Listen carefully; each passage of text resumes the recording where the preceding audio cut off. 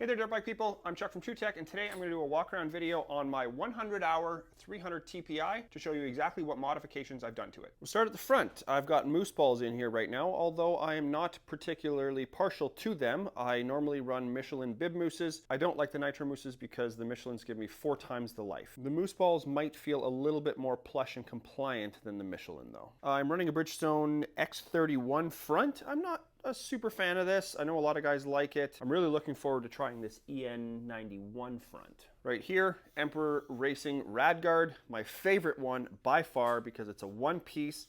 Look at this, all of this protection here. Super attention to detail. The pipe doesn't touch it anywhere. On the TPIs, it's super important because if the rads get pushed back, then it will pinch the thermostat and you get a rad hose leak right here. Obviously, that's not a problem with my bike because I have a C3 thermostat and I have routed it differently. I'm running this C3 thermostat for 2 reasons. Number one, I can run a temp readout, although that TrailTech gauge only works about 50% of the time. This allows me to get an actual coolant temp reading instead of just rad coolant temp. The other reason I like this is because I can run different temperature thermostat inserts. Here you can see I've got the TSP injector relocation kit. The other injector is back here. I've also got a TSP head with the medium compression insert and of course a TSP map to run all that. I also use the TSP ERM because I like to make jetting changes and I do it regularly. Here you can see that I've cut off the end of my shifter. I like to do that because I have huge feet and it keeps me from bumping it all the time. Also, of course, Emperor Racing skid plate. I'm not a fan of plastic. This is an Enduro Engineering linkage guard because it is significantly tougher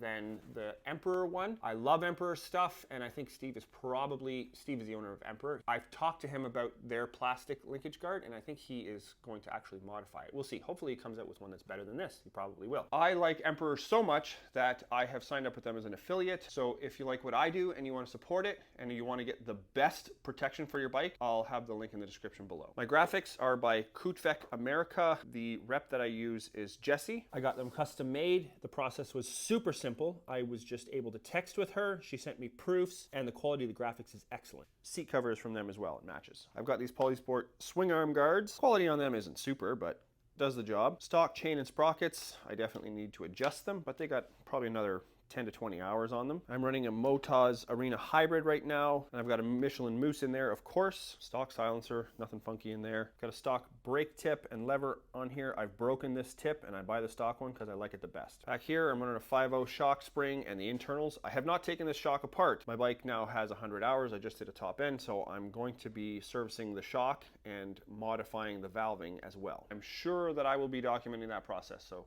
if you're interested, keep an eye out on that. I have tools squirreled away all over my bike. See, there's some foam underneath there to keep them solid. There's a bunch of different bits in here. I just use these little containers that come with drill bits to hold my tools. This is an OEM rad fan setup. I have it set at 200 Fahrenheit. It's as hot as it will go. And really the backbone of my cooling system is Evans. Evans is highly effective because it has a higher boiling point. There are 2 types of heat transfer we need to be concerned about. The heat transfer from the engine into the coolant, and then from the coolant into the atmosphere. Because Evans doesn't boil, the heat transfer from the engine into the coolant keeps going even when things get really toasty. With regular coolant, as soon as it starts to boil, you'll get cavitation between the engine and the coolant, and then that stops the heat transfer. So even if your rad cap hasn't popped yet, your engine temperatures are superheating. I've done tests with this. I've checked exhaust temp versus coolant temp, and it's quite obvious that by the time that your bike is boiling with regular coolant, your engine temperatures are skyrocketing. Evans keeps things much more consistent. I'm also running a voltage readout. That's for my battery. And over here, I've got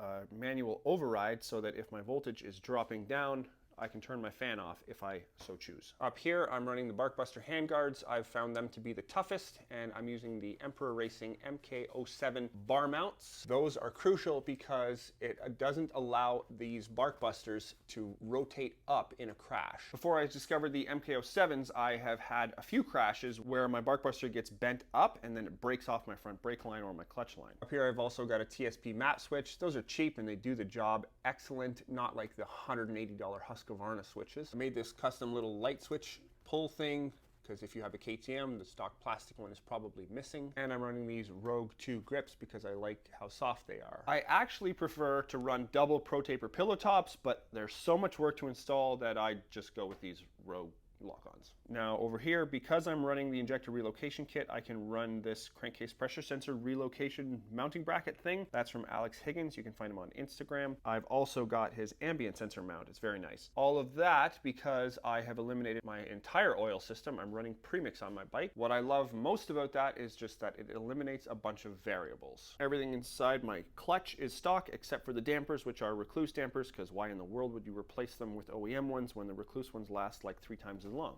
Almost forgot, I do actually have an idle screw on there. That idle screw does not do what most people think that it does. The idle screw controls only how far the butterfly is open. The problem is that the throttle position sensor knows at what angle that butterfly is. So just turning up the idle screw, yeah, it works, but it's really easy for people to turn it up too far, especially if they have a crankcase pressure sensor problem or if they have a worn top end. And if they turn it up too far, then I see that the revs start rising up as soon as the bike starts to get hot. The bike won't idle down. The idle screw is not something that I mess with on a regular basis. I used it to tune in my bike, and at the same time I took this off and I adjusted my throttle position sensor voltage so that it was within a proper range, right around 600 millivolts. Inside my tank, I still have the stock fuel pump. When that dies, I'm going to put in a Takomoto 3000 hour fuel pump. If the pump hasn't died by about 200 hours, I would definitely replace the pump preemptively along with Takomoto metal fuel filter and replace the regulator while I'm at it. And that's pretty much it. If you like this video, I'd appreciate if you let the algorithm know with a thumbs up. If you want to see more videos like this, go ahead and subscribe, hit the notification bell. And if you want to see what I'm doing on a more day-to-day basis, you can find that content on Instagram.